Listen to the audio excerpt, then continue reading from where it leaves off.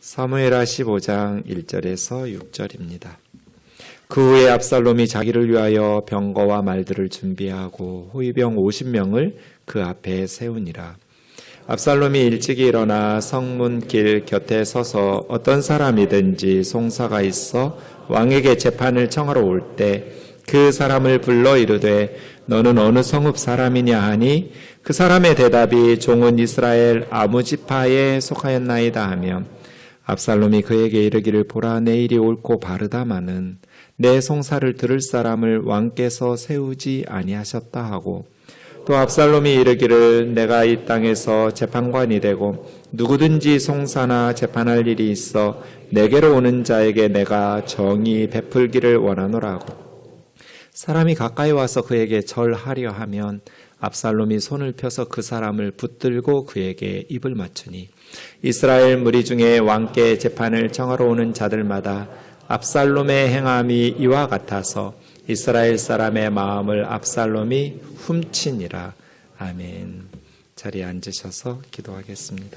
사랑하는 주님, 주님의 말씀으로 우리의 발걸음을 인도하여 주옵소서. 깨끗하고 정직한 길로 살아갈 수 있도록 날마다 우리와 동행하여 주옵소서. 미련하고 연약한 종을 주님 손에 맡기옵고 예수님의 이름으로 기도하옵나이다. 아멘. 시간 앞에는 장사가 없습니다. 모든 사람은 늙고 죽게 됩니다. 다윗이 늙어가고 있습니다. 이때 이스라엘 백성에게 가장 중요한 것은 무엇일까요? 담임 목사가 은퇴할 때가 가까워옵니다. 그러면 교회에서 가장 중요한 것이 무엇일까요?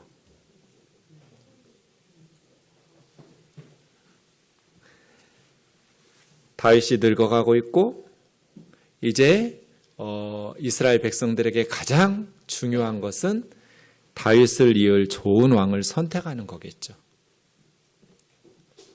리더의 중요성을 인식하지 못하는 사람들은 혹독한 대가를 치르게 됩니다. 좋은 공동체를 만드는 데는 많은 노력과 시간이 필요하지만 좋았던 공동체를 망가뜨리는 데는 순식간이고 잘못된 지도자 한 사람만 선택하면 됩니다. 리더의 역할이 그렇게 중요하지요. 교회나 국가나 어느 조직이든지 좋았던 공동체는 잘못된 리더 한 사람을 선택함으로써 순식간에 무너뜨릴 수 있습니다. 그래서 리더가 교체되는 순간 정말 지혜롭게 기도하면서 하나님의 말씀에 귀 기울여야 합니다. 다윗이 늙어가고 있습니다. 그럼 이제 이스라엘 백성들은 다윗을 이을 좋은 왕을 선택해야 합니다. 이것을 다윗의 왕위 계승사라고 부릅니다. 시작하는 곳을 어디로 시작할지 학자들마다 의견이 좀 다릅니다. 그러나 끝나는 지점은 분명합니다. 솔로몬이 왕위로 즉위하는 열왕기상 2장입니다. 보통은 사무엘하 9장에서부터 다윗의 왕위 계승사 본문이 시작된다고 이야기합니다. 9장에 무슨 일이 있었나요? 다윗이 이스라엘 12지파의 왕이 된 후에 사울의 집에 아직도 남은 사람이 있는지를 찾습니다. 요나단의 은혜를 기억하면서 요나단으로 말미암아 그에게 은혜를 베풀겠다고. 그래서 사울의 종이었던 시바라는 사람이 다윗 왕 앞으로 인도됩니다. 이 시바라는 사람은 처세의 달인입니다. 자기 주인 사울의 집안은 몰락했는데 아들이 15명이고 종이 20명이나 거느리는 그러한 부귀영화를 여전히 누리고 있는 그러한 처세의 달인이라고 말할 수 있습니다. 그 시바라는 사람이 다윗 왕 앞으로 불려들었을 때 다윗이 사울의 집에 아직도 남은 사람이 없느냐? 내가 그에게 하나님의 은혜를 베풀려고 한다. 했을 때 시바의 대답이 요나단의 아들 하나가 있는데 두 다리를 저는 왕에게 위협이 될 만한 아들은 아닙니다. 이런 식으로 대답을 합니다. 그래서 요나단의 아들 무비보셋이 다윗 왕 앞으로 인도됩니다. 무비보셋은 굉장히 두려워합니다. 왜냐하면 제거될 가능성이 매우 높기 때문에 염려하면서 다윗 왕에게 왔을 때 다윗이 그에게 무서워하지 말라고 내가 너희 아버지 요나단으로 말미암아 너에게 은총을 베풀겠다고 말하면서 할아버지 사울 왕의 모든 밭을 무비보셋에게 돌려주도록 합니다. 그리고 항상 내 상에서 떡을 먹으라.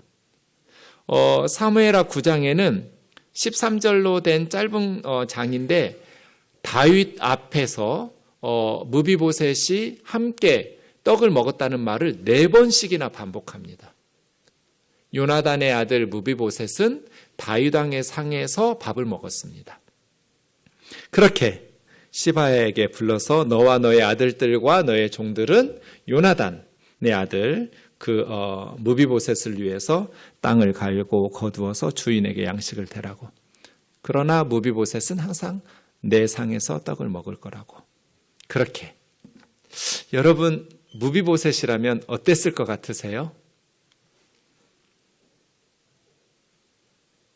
다윗의 이 조치를 다윗의 왕위 계승사의 시작으로 봅니다. 왜냐하면 이 왕의 상에서 먹는 무비보셋에 대한 조치는 2가지 의미가 있습니다. 첫 번째는 요나단에게 은혜를 갚는 행위죠. 사울왕의 손자에게 재산과 명예와 지위를 회복시켜줬어요. 사울왕 할아버지의 모든 밭을 무비보셋에게 돌려주니까요.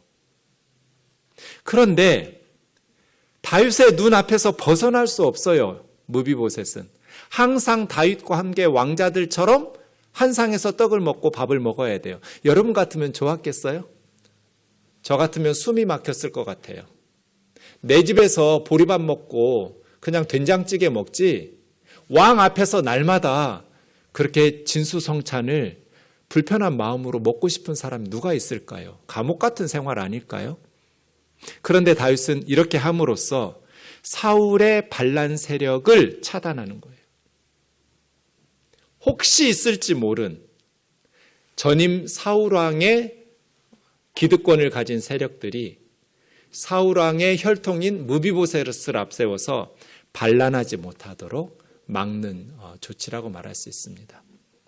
물론 무비보셋이 그럴 가능성이 있으니 감시하는 것은 필요하다 할지라도 무비보셋에게 좀 더 너그러울 수는 없었을까? 이런 생각이 듭니다. 왜냐하면 이미 다윗에게 하나님께서 나단의 신탁을 통해서 사울에게서 빼앗아서 너에게 왕위를 준 것처럼 너의 후손들이 내게 범죄할지라도 너의 후손들에게서 왕위를 빼앗아서 다른 집에 넘기지 않을 거라고 하나님은 다윗에게 이미 약속하셨거든요.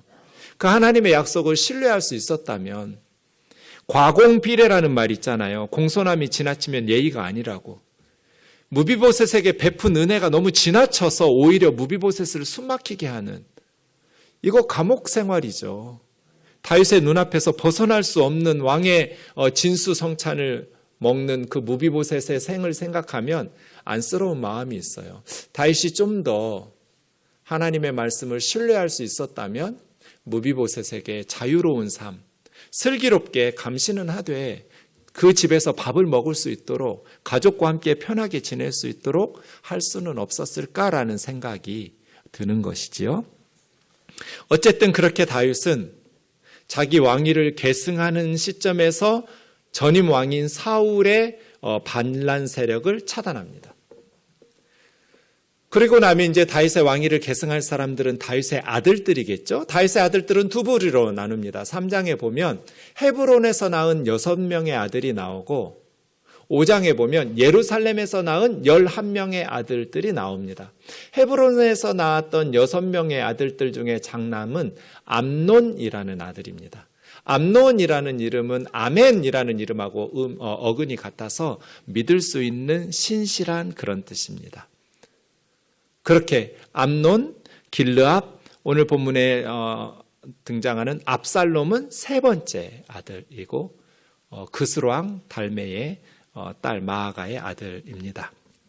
그렇게 6명의 헤브론에서 낳은 아들들과 그리고 11명의 예루살렘에서 낳은 아들들, 이 17명 중에 한 사람이 다윗의 왕위를 계승하게 되겠죠. 결과적으로는 솔로몬이 다윗의 왕위를 계승하게 되는데요. 가장 유력한 후보는 장남이었던 암논이었겠죠. 그런데 암논은 멈춤 신호를 무시하게 돼요. 우리가 지난 시간에 살펴보았지만 하나님께서 빨간 신호등을 켜시고 멈추라고 하실 때는 멈춰야 되거든요.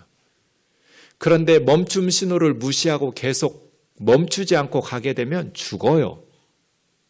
자기만 죽으면 괜찮은데 죄 없는 다른 사람까지 죽이게 된다는 것이 이게 문제가 되겠죠. 암논이라는 아들은 누구보다도 유력한 왕위 계승자였음에도 불구하고 멈춤 신호를 보고도 멈추지를 않아서 죽게 됩니다. 자기 아버지가 우리아의 아내 밧세바와 성적인 죄를 범함으로써 온 나라가 발칵 뒤집어졌어요. 그리고 하나님께서 어떻게 심판하시는지, 모든 백성들에게 아버지가 어떤 곤욕을 치르는지를 가장 가까이에서 지켜봤어요.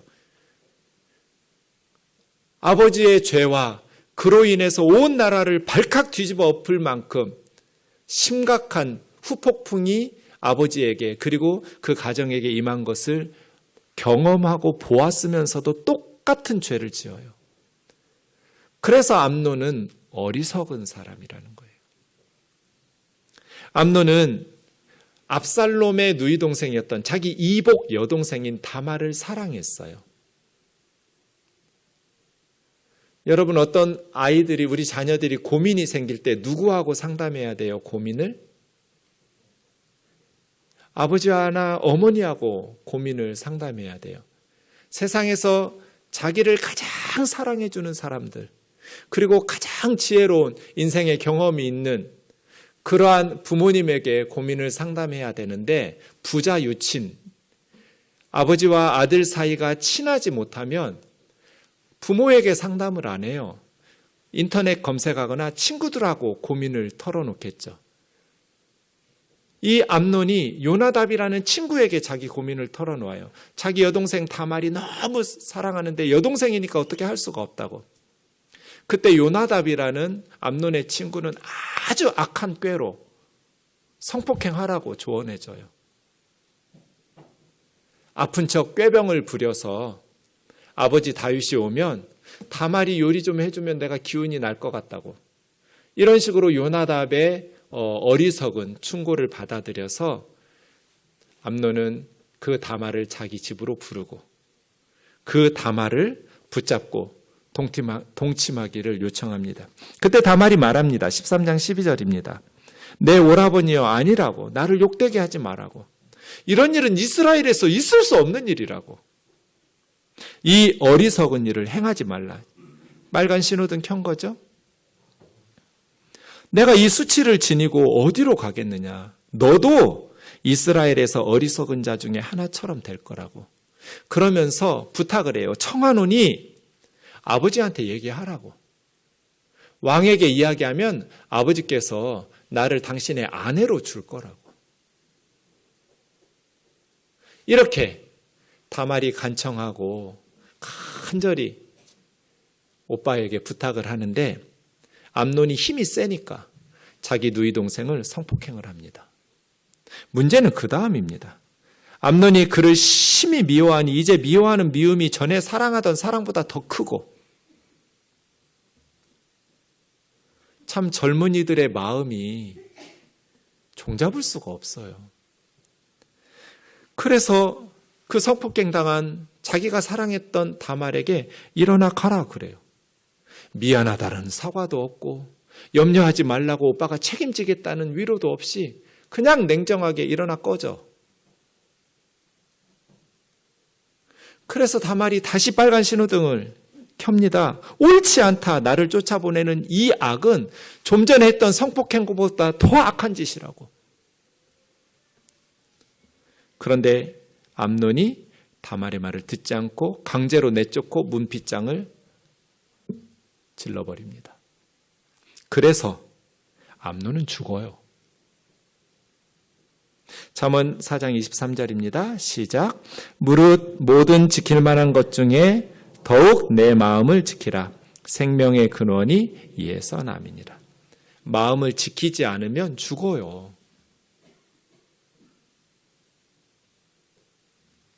모든 지킬 만한 것 중에 내 마음을 지켜라. 생명의 근원이 거기서 나온다. 문제는 아버지 다윗입니다. 아버지 다윗이 암논의 성폭행 사건을 들었어요. 그리고 그 모든 일을 듣고 심히 노했어요. 그리고요, 아무 조치도 취하지 않았어요. 자기 딸이 성폭행 당했어요. 그런데 심히 노하고 끝나요. 아무 일도 안 해요. 제대로 하려면 어떻게 해야 돼요? 범죄가 일어났으니까 재판을 열어야죠. 그래서 판결을 내려서 합당한 처벌을 내려야죠. 그런데 아버지 다윗은 아무 조치도 취하지 않아요. 율법대로 하면 사형이에요. 이런 범죄가 일어났을 때 하나님의 말씀대로 하면 암논은 사형이에요. 그런데 아버지 다윗은 장남을 위해서 딸을 희생시켜요.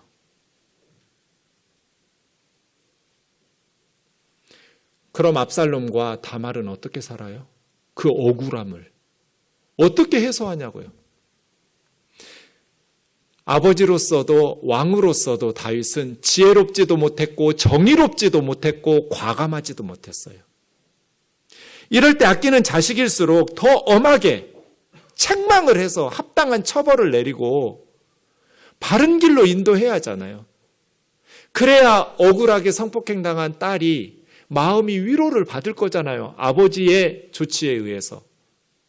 그런데 아버지 다윗이 한 번 화를 내고 어떤 조치도 취하지 않았어요. 아버지는 있는데 아버지의 기능이 없어요. 왕은 있는데 왕의 역할을 안 해요. 이런 사람 어디다 써먹어요? 장남을 위해서 딸들을 희생시키는 건 하나님의 뜻이 아니에요.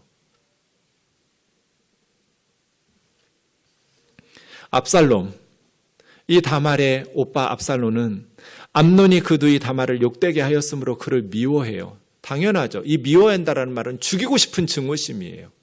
죽이고 싶죠. 자기 여동생의 인생을 짓밟았던 암논을 향한 증오심을 한이 맺혀서 켜켜이 쌓아요. 그런데 암논에 대해서 잘잘못을 압살롬이 말하지를 않아요. 침묵해요. 그리고 다말에게도 침묵하게 만들어요. 그럼 동생은 어떻게 해요? 너무 억울하잖아요. 오빠가 가서 암논의 멱살이라도 잡고 화풀이 해줘야 되는 거 아니에요? 아버지한테 가서 압살롬이 난리쳐야 되는 거 아니에요? 아버지 어떻게 이럴 수가 있느냐고. 어떻게 형에게 화 한 번 내시고 어떤 처벌도 안 하시고 넘어갈 수가 있느냐고. 내 동생 다말은 날마다 눈물로 밤을 지새우는데 길길이 날뛰어야 되는 거 아니에요? 오빠는? 왜 침묵했을까요? 자기의 정치적 야망 때문이에요. 동생의 비극을 이용해서 경쟁자 장남인 암논을 제거하는 거예요. 그렇게 압살롬은 2년 동안 거사를 준비하고 만 2년 지난 후에 암논을 초대했다가 아랫사람들 시켜서 칼로 죽입니다. 그리고 나서 장남을 제거한 후에 압살롬은 외갓집인 구술에게 도망을 갑니다. 그렇게 도망가서 3년이 흘렀습니다. 아버지의 분노가 시간이 지나면서 녹게 됩니다. 부모의 마음이 그렇죠.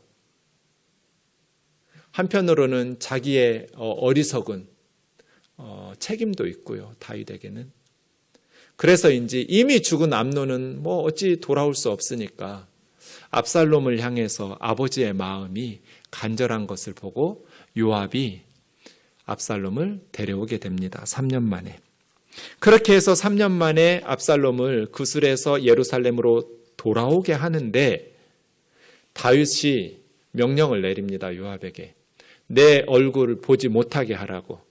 압살롬은 그놈은 내 얼굴을 볼 수 없도록 그 집에 가두라고 가택연금을 시킵니다. 그렇게 압살롬이 3년 만에 예루살렘으로 돌아왔지만 아버지 다윗의 얼굴을 보지 못하고 바로 집으로 갇힌 후에 압살롬의 외모에 대해서 성경은 기록하고 있습니다.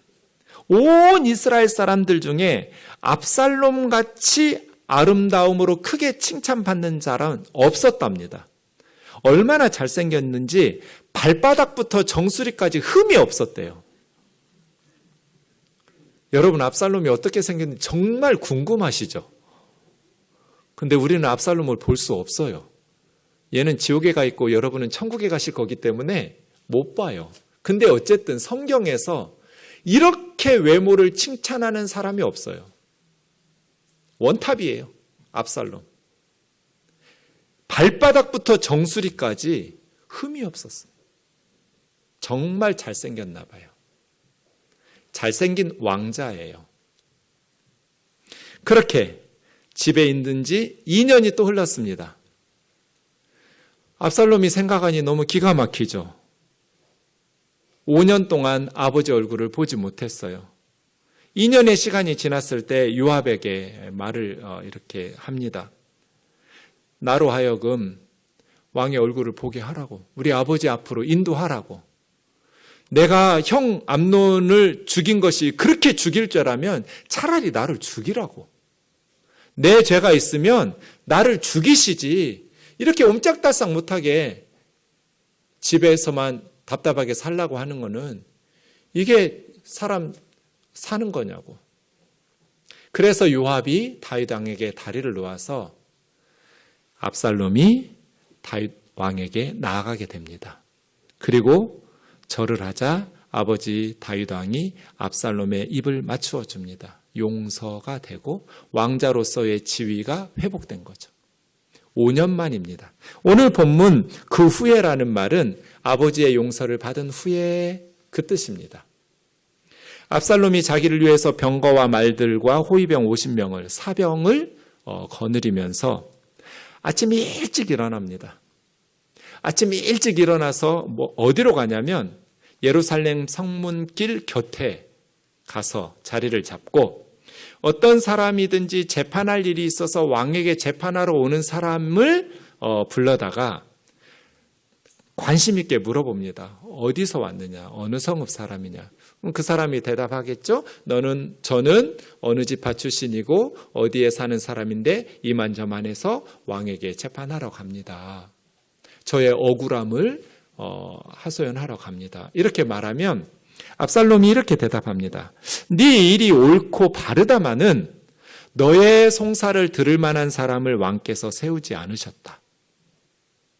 내가 이 땅에서 재판관이 되고 누구든지 송사하거나 재판할 일이 있으면 내가 정의롭게 문제를 해결하기를 원한다.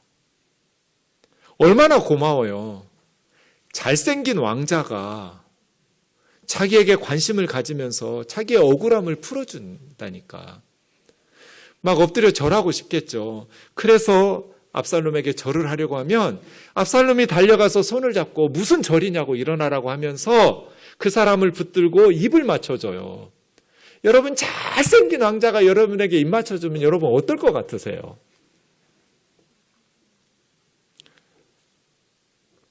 근데 이거 문제예요. 왜 문제예요?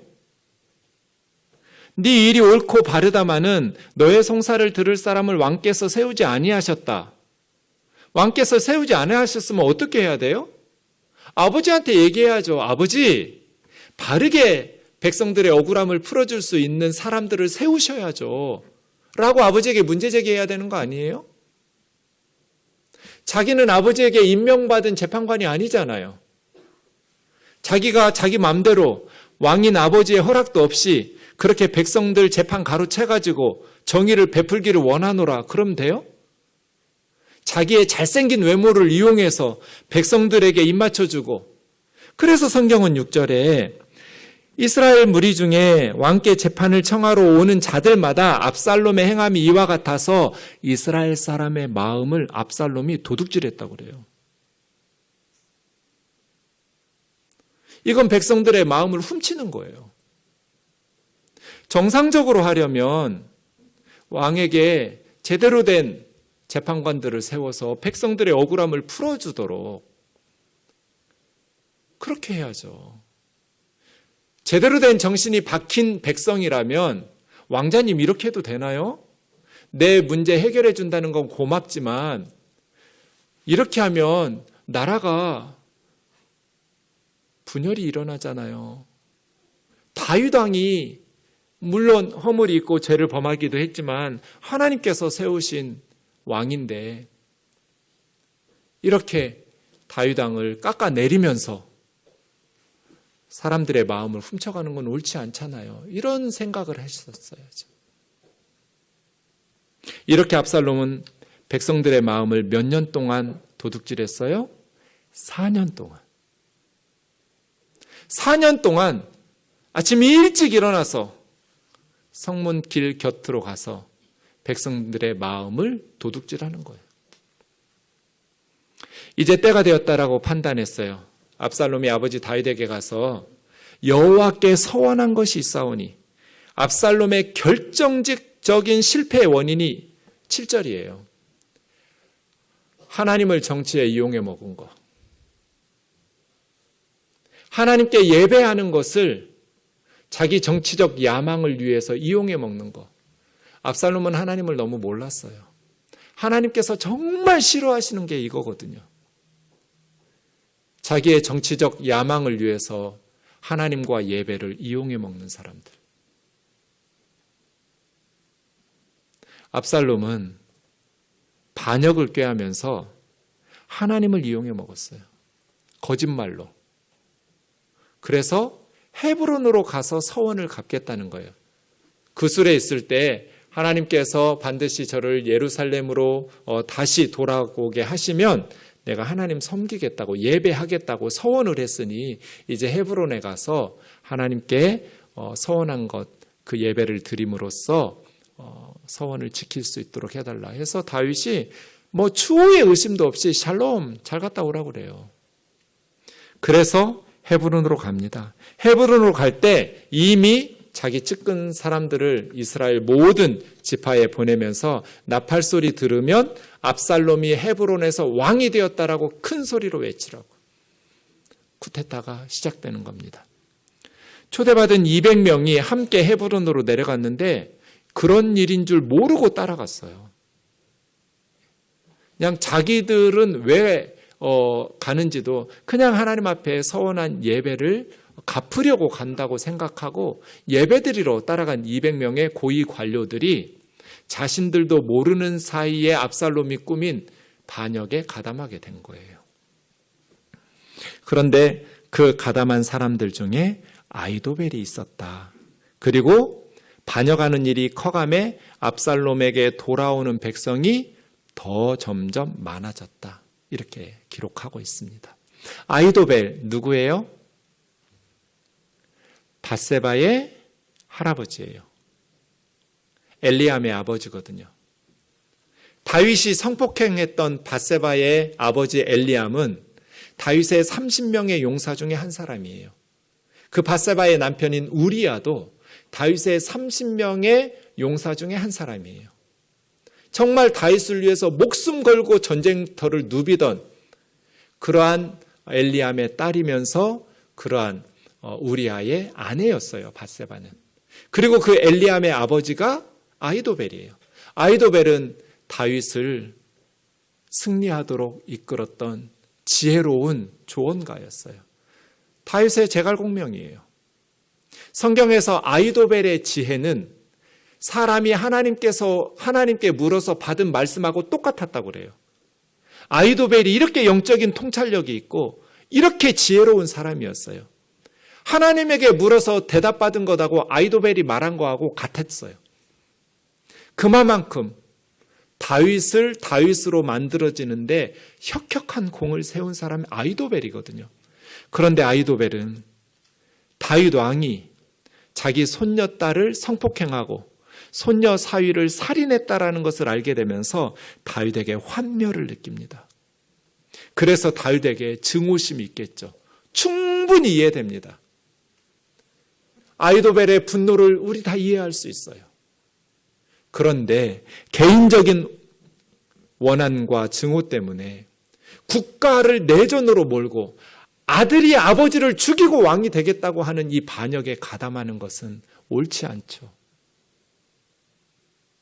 개인적인 원한 때문에 공동체를 망가뜨리는 선택을 하는 건 잘못된 선택이에요. 하나님께서 기뻐하시는 일이 아니잖아요. 아이도벨의 분노를 이해할 수 있어요. 아이도벨의 그 마음을 이해할 수 있어요. 그럼에도 불구하고 국가를 내전으로 몰아넣고 형제들끼리 아버지와 자식의 군대로 나뉘어서 서로 죽이고 죽이는 이러한 전쟁으로 나라를 몰고 가는 것은 옳지 않죠. 결국 아이도벨은 압살롬의 반역이 실패할 것을 미리 알고 스스로 목숨을 끊음으로써 생을 마치게 됩니다. 너무 안타까워요. 사랑하는 자매 형제 여러분, 왜 이스라엘 백성들은 아버지를 반역한 압살롬을 지지했을까요? 왜 백성들은 압살롬에게 마음을 도둑 맞았을까요? 이게 옳아요? 지금 아들이 아버지를 죽이고 왕이 되겠다는데 왜 백성들은 그런 압살롬에게 지지를 보냈을까요? 세 가지 이유가 있을 것 같습니다. 첫 번째, 백성들은 강한 자의 편에 서는 속성이 있습니다. 다윗은 점점 늙어가고 약해져요. 레임덕 현상이 일어나죠. 압살롬은 이제 새롭게 떠오르는 강자예요. 그래서 백성들의 마음이 다윗에게 빚진 마음도 있지만 아들이 반역을 하고 일어섰을 때 옳은 자의 편에 서기보다는 강한 자의 편에 서야 자기에게 이롭다고 생각하는 거예요. 잘못된 선택이에요. 하나님의 백성들은 강한 자의 편에 서는 것이 아니라 옳은 자의 편에 서야 돼요. 왜냐하면 하나님은 옳은 자의 편이시니까요. 그런데 교회에서 문제가 생기면 대부분 성도들이 담임 목사님이 잘못하고 비리를 저질렀다라는 것을 알면서 옳은 자의 편에 서기보다는 강한 자의 편에 서요. 그러다가 망해요. 왜 백성들의 마음이 압살롬에게 도둑 맞았는가? 다윗은 연약하여지고 압살롬은 강해졌기 때문이에요. 그래서 점점 압살롬에게로 돌아오는 사람들이 많아졌다고 성경은 기록하는 거예요. 두 번째, 압살롬이 자기들에게 도움을 주었기 때문이에요. 다윗은 우리 아버지는 당신의 문제를 해결할 만한 재판관들을, 사람들을 세우지 않았습니다. 내가 정의롭게 해결해 주겠습니다. 너무나 억울했는데 자기 가정의 문제를 왕자가 해결해 주니까 얼마나 고마워요. 너무 고마워서 엎드려 절하려고 그러면 손을 뻗어서 일으켜 세우면서 이러지 말라고, 당연히 해야 될 일 했다고 하면서 안아주고 입 맞춰주고, 그것도 아주 잘생긴 왕자가. 백성들의 마음이 도둑 맞았어요. 문제는 지역 감정도 결부되어요. 왜 헤브론일까요? 말씀드린 것처럼 다윗의 왕자들은 헤브론 출신들이 있고 예루살렘 출신들이 있어요.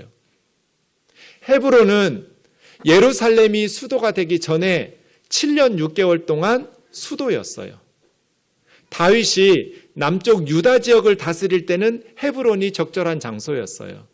수도 역할을 하고 가장 중요한 일들을 했죠. 그런데 북쪽의 10지파가 다윗에게로 온 후에는 이제 헤브론은 너무 남쪽이에요. 그래서 더 북쪽인 예루살렘을 여부스 종족에게 다윗은 빼앗아서 새로운 수도로 옮긴 거예요. 헤브론 사람들의 입장에서 보면 서운할 수 있죠.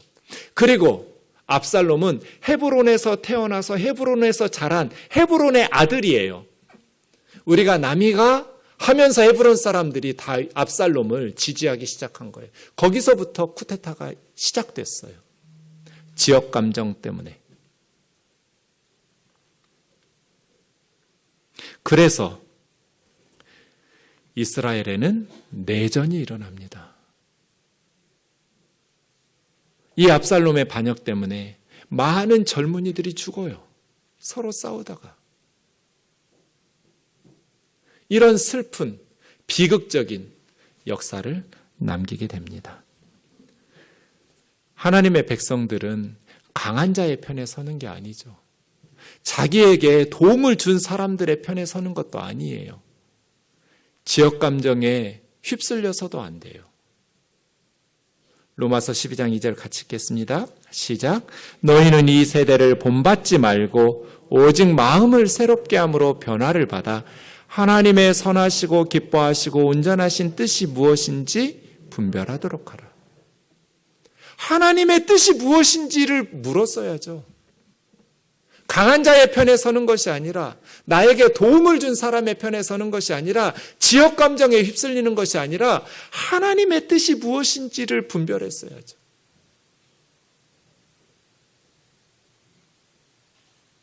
그렇게 하나님께 예배하고 그렇게 말씀을 배우고 찬송을 하고 기도를 했던 이스라엘 백성들이 어떻게 아버지를 죽이고 왕이 되겠다는 압살롬의 반역에 가담하냐고요. 마음을 지키지 못하고 마음을 도둑질 맞냔 말이에요. 이것이 그들만의 문제일까요? 이번 주 중에 노회가 있었습니다. 제가 한 노회 선배 목사님에게 질문을 던졌습니다. 목사님, 제가 생각할 때는 교회에서 담임 목사님이 교체될 때 우리 교단 헌법에 문제가 있습니다. 교단 헌법에 그 교회에서 사역하는 부목사는 담임 목사로 청빙할 수 없도록 만들어놨어요. 그러니까 교회들마다 이력서를 받아가지고 몇 분을 추려서 설교 들어보고 투표를 해요. 목사님, 이건 정말 어리석은 방법입니다. 교회에서 담임 목사 역할이 얼마나 중요합니까? 그런데 그 중요한 역할을 하는 담임 목사를 선택하면서 설교 몇 번 들어보고 투표한다라는 게 이게 말이 됩니까? 가장 좋은 방법은 부목사님으로 몇 년씩 교우들이 같이 겪어보고, 사람을 겪어보지 않고 어떻게 합니까? 겪어봤던 부목사님들 중에서 많은 성도들이 우리 후임 목사님 되었다라고 그렇게 말씀하는 분을 선택하도록 해야 되는데, 우리 교단 헌법이 그걸 차단하고 있으니 이거 어떻게 해야 됩니까? 이런 법은 왜 만들어진 겁니까? 하고 여쭈었더니 목사님이 원래 없던 법인데 왜 이 법이 만들어졌냐면, 여러 교회에서 점점 나이가 들어가는 담임 목사님과 이제 교회에서 칭찬받는 젊은 부목사님들이 있을 때 늙은 담임 목사님을 쫓아내고 부목사님을 담임 목사로 세웠기 때문에 이런 법을 만들었대요. 여러분, 성도들에게 칭찬받고 인정받는 부목사님이 있으면 이제 마음에 안 드는 담임 목사는 쫓아내고 그 부목사를 담임 목사로 세워도 돼요? 그럼 하나님께서 어떻게 복을 주시겠어요? 그 과정이 하나님의 뜻에 합당해야죠. 하나님이 기뻐하실 수 있는 방법이어야죠. 그렇다고 해서 이런 법을 만들어 놓은 것도 너무 미성숙한 것 같아요. 그래서 교회들마다 리더가 교체될 때 어려움을 많이 겪어요. 아니면 다른 교회에서 목회 잘하고 담임 목사로 있는 분을 청빙하기도 해요. 저는 이거 옳지 않다고 봐요. 우리 교회 좋은 목사님 모시기 위해서 작은 교회 성도들 가슴에 대못 박아도 돼요? 부목사님으로 있는 분들을 모셔와야죠. 목회 안 하고 담임 목사로 아닌 분들을 모셔와야지. 우리 교회 좋은 목사님 모시겠다고 다른 교회 성도들 가슴에 피멍들게 하면 어떻게 해요? 그렇게 부목사님들이 우리 교회 담임 목사님이 되려면 겪어봐야죠. 우리 함께 생활해봐야죠. 목사님도 우리 교우들과 함께 뼈를 묻을 각오로 평생 은퇴할 때까지 목회하고 싶은 교회인지, 또 성도들도 저 목사님을 새로운 리더로, 우리의 리더로 세워서 함께 열심히 하나님의 일을 할 수 있는 그러한 목사님인지 겪어봐야죠. 그래서 제가 답답해하니까 목사님이 편법을 가르쳐 주셨어요. 우면동 교회에 그런 사람이 생기면 우면동 교회에서 사역하게 하고 우리 교회 부목사로 행정적으로 그렇게 보고하라고. 그리고 1년 후에 부목사님들은 1년에 한 번씩 매년 갱신하거든요. 그때 동사 목사로 우면동 교회에서 청빙하면 된다. 그 제도를 새로 만든 거예요. 동사 목사는 후임 목사로 원로 목사님과 함께 사역하다가 이렇게 성도들에게 새로운 담임 목사가 될 수 있는 목사를 동사 목사라고 그래요. 여러분 이 설교를 기억해 뒀다가 좋은 목사님이 우리 아이들과 우리 다음 세대들을 이끌어갈 수 있도록 날마다 기도하면서 하나님이 기뻐하시는 방식으로 새로운 리더들을 잘 세워나가면서 공동체가 더욱 힘있게 선한 열매 맺기를 주의 이름으로 축원합니다.